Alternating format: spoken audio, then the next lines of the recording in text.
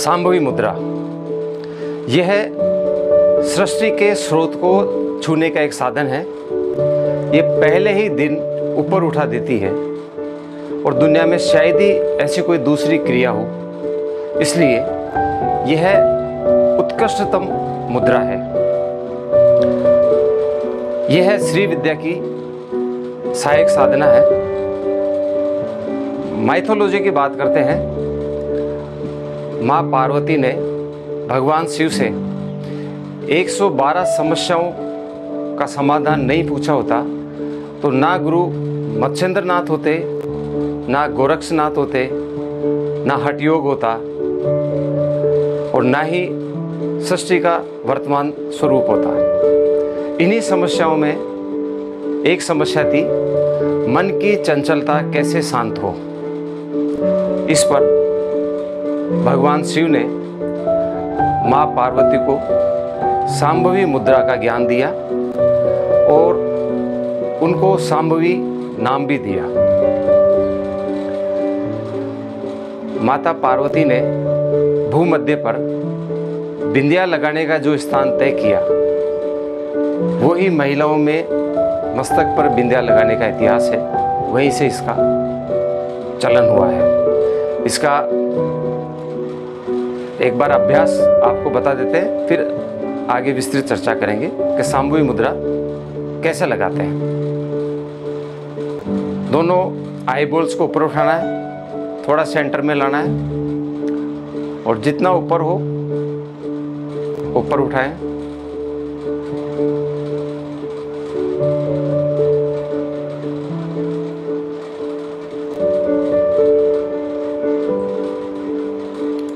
बहुत अधिक प्रयास नहीं करें। महर्षि घेरन ने कहा है, वेद शास्त्र पुराणानि सामान्य गणिका इव इयम तु सांभवी मुद्रा गुप्ता कुलवधुरिव। अर्थात वेद शास्त्र और पुराण सर्वसाधारण स्त्री के समान है और सांभवी मुद्रा कुलवधु के समान है। इसका ज्ञान बहुत कम लोगों को है, अतः इसे बड़े घर की बहू की उपमा दी है। इस प्रकार यह मुद्रा वेदों, शास्त्रों और पुराणों से उच्च स्थान रखती है। आइए हम जानते हैं सांभवी मुद्रा क्या है।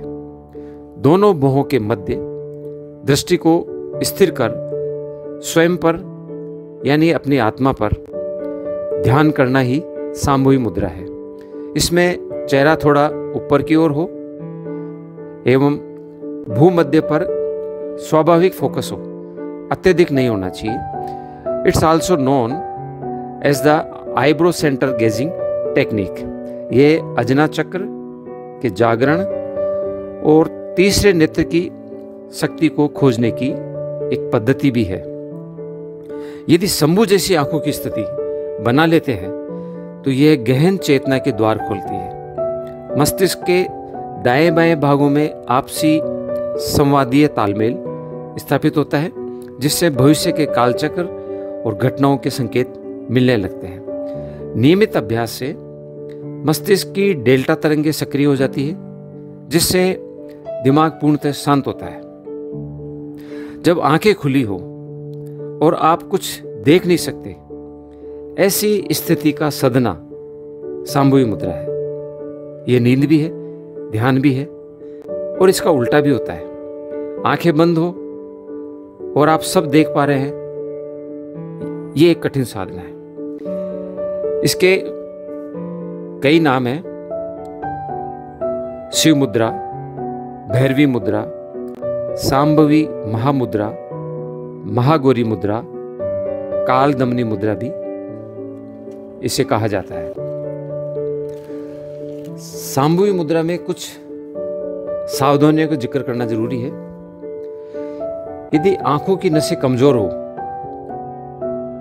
ऐसे में तनाव दिया गया हो, तो दृष्टि पटल का विकार संभव है। और जब सिर दर्द हो तो अभ्यास तुरंत रोक दें। ज्यादा फोकस नहीं करें। आंखों संबंधी कोई भी विकार हो तो अभ्यास वर्जित है। प्रारंभ में आंखें स्थिर नहीं रहेगी, किंतु धैर्य रखने पर पुतलियों और पलकों में तालमेल स्थापित हो जाता है। आंखें बहुत संवेदनशील होती है, अतः देर तक अंतिम अवस्था में नहीं रखें। प्रारंभ में 3 से 6 मिनट का अभ्यास करें, धीरे धीरे बढ़ाएं। अधिकतम 10 मिनट का पर्याप्त है और अंत में अश्वनी और वज्रोली मुद्रा करें।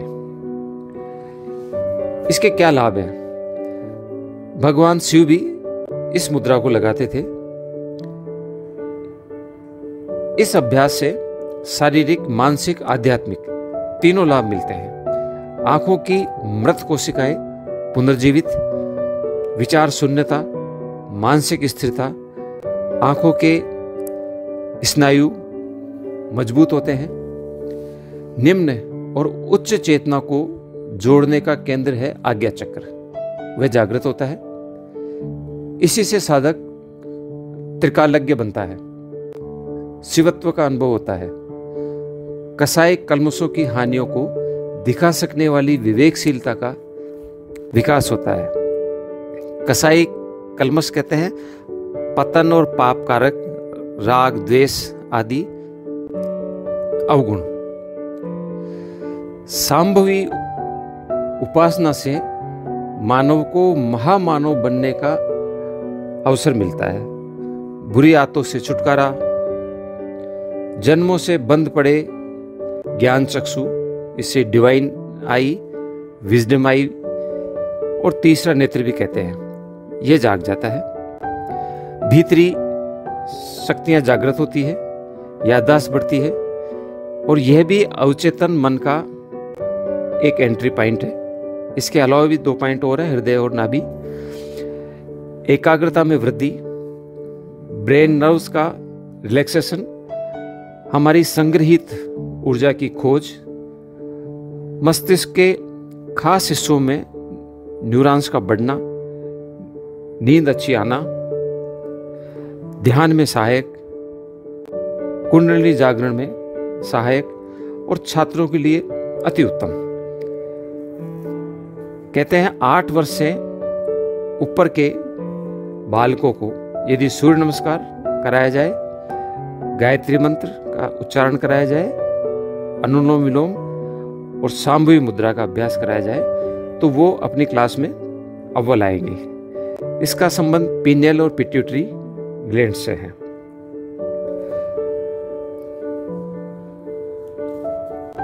इसका यदि नियमित अभ्यास किया जाए तो 90 दिन में कोशिका स्तर पर आप 6.4 वर्ष छोटे हो जाते हैं। यह कार्टिसोल को सक्रिय करती है। कार्टिसोल तनाव कम करने वाला हार्मोन है। यह तीसरे नेत्र को प्रबल करती है, अर्थात उसकी शक्तियां अनिष्ट अशुभ का नाश करने वाली है। जैसे शिव ने कामदेव को और दमयंती ने व्याघ्र को इसी शक्ति से भस्म कर दिया था। इसकी विधि की चर्चा कर लेते हैं। सबसे पहले आरामदायक अवस्था में बैठे, किसी भी आसन में, सुखासन, सिद्धासन, पद्मासन, वज्रासन, जिसमें कंफर्टेबल हो बैठे।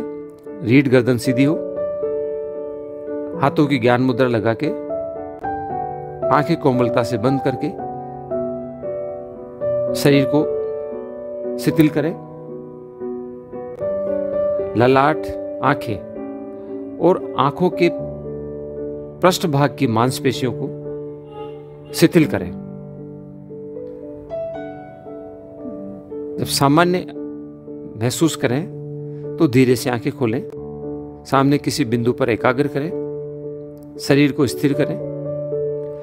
फिर आई बॉल्स यानी दृष्टि को ऊपर भूमध्य पर केंद्रित करें। सिर नहीं हिलना चाहिए। दोनों भुवों से नासिका मूल में वी आकृति बने। यदि ऐसा नहीं होता है तो आंखें भूमध्य में सही स्थान पर नहीं पहुंची है। यदि इस प्रक्रिया में तनाव होता है तो आंखें बंद करके विश्राम करें। महर्षि घैरेण ने एक और महत्वपूर्ण बात कही है, सांभवी मुद्रा का अभ्यासी शिव होता है, नारायण बन जाता है और ब्रह्मतुल्य हो जाता है। भगवान शिव ने भी सांभवी देवी को यह सत्य बताया कि सांभवी के अभ्यास से पूर्णता प्राप्त व्यक्ति ब्रह्मा का अवतार है। इसके पश्चात शिव ने मां पार्वती का ध्यान पंचधारणा की ओर आकृष्ट किया। इस सिद्धि के बाद अन्य कोई सिद्धि शेष नहीं रहती है। पंचधारणा का तात्पर्य पंच तत्वों पर अधिकार। सांभवी मुद्रा की कुछ जानकारियां मैंने आपको दी है, इस पर आप कमेंट अवश्य करें। ओ